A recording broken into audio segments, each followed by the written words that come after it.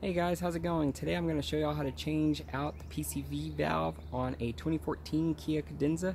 Alright guys, stay tuned. Alright, so you're going to need the 1/2 drive, 1/4 drive. I used a half drive extension. That's a 13 millimeter. Actually, it's a half, or you can use a 13 millimeter. I use this to take off the battery. You don't have to take off the battery if you don't want to.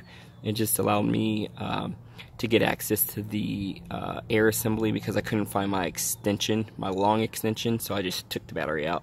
But if you have your long extension, you can omit this one. You won't need it, but you will need a deep socket 9/16 inch. So you definitely need that.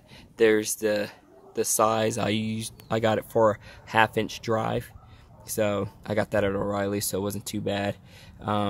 10 millimeter socket, you're definitely going to need that to take apart the air assembly, and needle nose pliers, or if you've got regular pliers, that'll do the job as well. But I just found needle nose pliers was a lot easier to get the job done. Hey guys, I'm going to show y'all where the PCV valve is located on a 2014 Kia Cadenza, and see where my hand is going. See where my thumb is? That's where the PCV valve is. It's located right in there. There's a vacuum line, which is this vacuum line. It goes into here. So if you follow this line all the way down, that's where it leads to the PCV valve. Alright guys, so I'm gonna go ahead and change it out right quick, and I'll show you what it looks like. You're going to need a pair of needle nose pliers. There's a clamp back here. Let me see if I get that clear. Okay, you need a pair of needle nose pliers for this line here, and then we can get that off. This will just slide off this cushion here, and then we can get a 9/16 deep socket on there, and you can take it off. So I'm going to use my needle nose pliers, try and get that clamp off.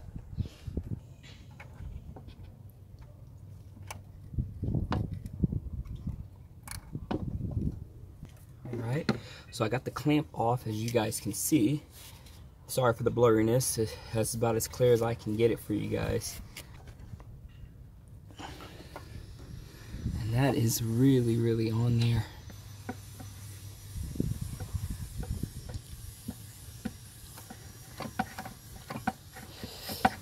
This car has 140,000 miles.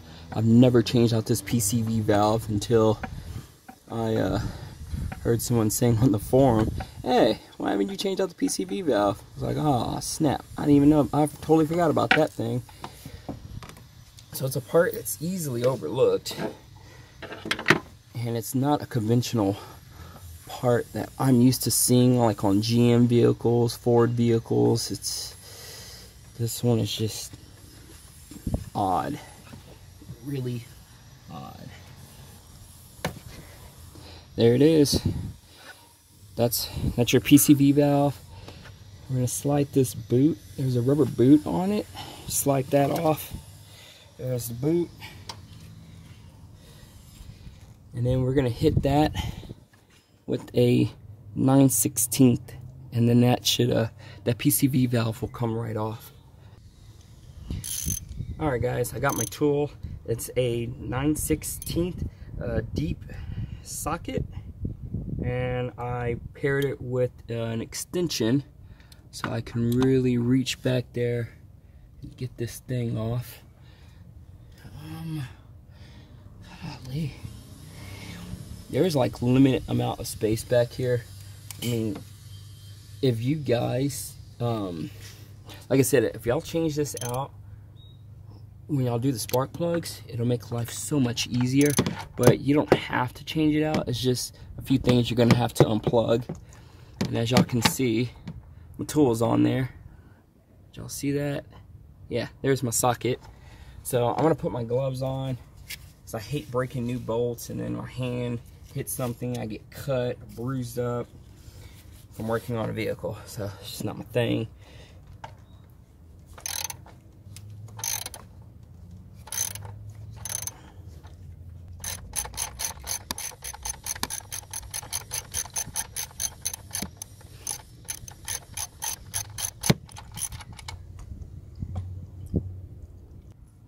Alright guys, that is the original PCV valve.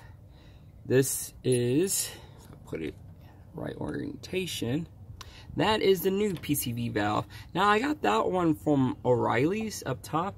I'll put the part number in the descriptions below. But when I did like the little rattle test, man, there is a considerable difference of rattle when you rattle the new one compared to the old one. So we'll do a little test right quick.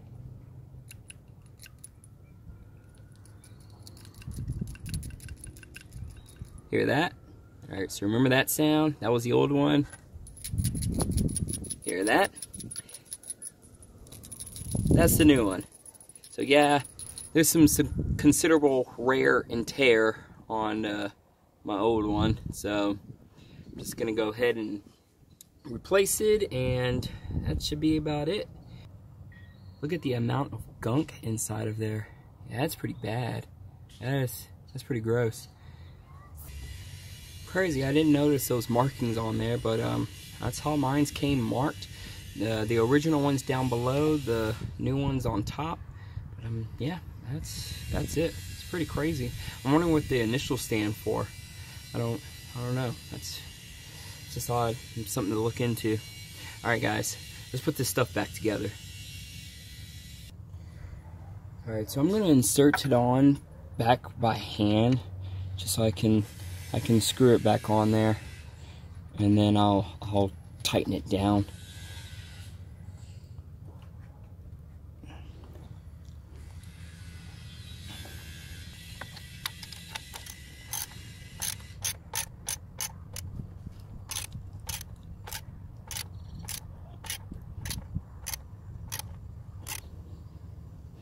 I swear, one thing on my wish list would be a torque wrench. That way, you know you're not over tightening it. There it goes. That's back off. Put our little crazy looking hose back on there again. Don't forget, you gotta put this little boot back on there. So there's no right or wrong way of putting this back on. Doesn't really matter, but it came off the vehicle. I'm putting it right back on. So it's back in place. So I would suggest a good rule of thumb before you put this line back on, just go ahead and move this clamp.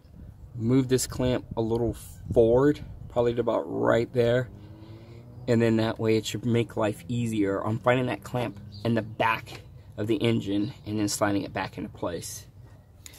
Okay, so I positioned mine like so, and how I got to that measurement is, it's ideally, this is supposed to slide on there, so I figure I got a little bit of slack, so I readjusted my clamp. Now I'm just going to slide it back on there, and then use my pliers, or needle nose pliers, so that's what I'm using right now, and I should be able to find that clamp, and everything should make my life easier for finding the clamp and putting it back on. I'm telling you, this is going to be your hardest part of this job, is getting this clamp either on or off, and that's it. Other than that, everything else is simple. It's easy.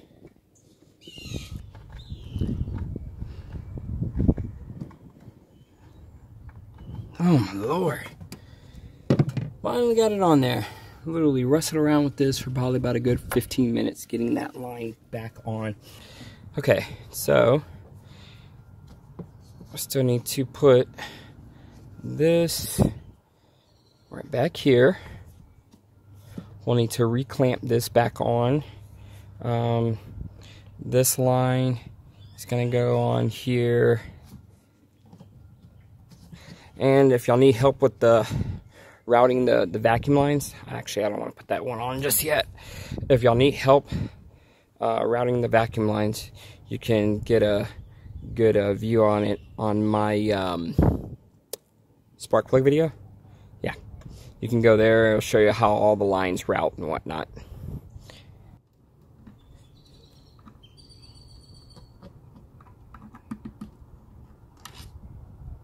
right, so that's back on. There we go. There's a few things I unplugged to get there, to you know, get my tool into place, or to get the clamp into place. So I unplugged this. I need to plug it back. I unplugged the flyby wire. Alright, so that's back on. I unplugged this here. Where's its wire at? So I'm going to plug it back up. I think that's it on my plugs. Well, everything I had to unplug just to get back there. Alrighty, that looks about it. Let me go ahead and finish putting everything back together now. I got to put the air assembly back on and my battery back in. I couldn't find my extension, so I took the battery out. Oh, that's when battery's out. You don't have to take the battery out. You can leave it in. I took it out for you guys so I can use that space there to record, so I can place y'all down. But you don't have to take the battery out when replacing the PCV valve. You just have to take apart the air assembly and a few vacuum lines, and then that's it. Other than that, it's pretty much done. So let me go ahead and put everything back together, and that should be about it. Alright guys, that's how you change out a PCV valve on a 2014 Kia Cadenza. If y'all got any questions or comments, please leave them down in the descriptions below. And as always, thank y'all for watching my channel. If y'all haven't subscribed, please subscribe already. And until next time, peace.